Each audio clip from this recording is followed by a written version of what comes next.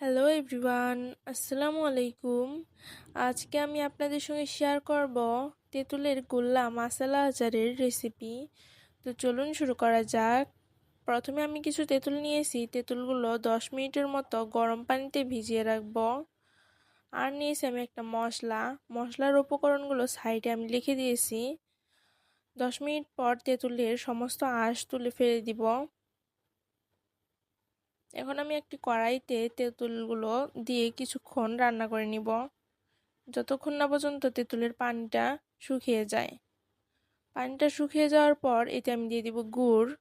যে কোনো গুড় দিলে হবে, খেজুরের গুড় বা আখের গুড়। এতে দিয়ে দিব 5 ফোড়ন, শুকনা মরিচের গুঁড়ো ভেজে রেখেছিলাম, এই গুঁড়োটা দিয়ে দিলাম। দিয়ে দিব এখন বিট লবণ, গোলমরিচের গুঁড়ো, সব কিছু দিয়ে ভালোভাবে ভেজে নিয়ে নামিয়ে নিব।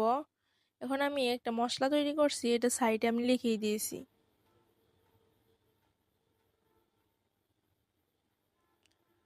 এখন মশলাগুলোর সাথে আমি তেঁতুলগুলো ভালোভাবে মিশিয়ে নিব।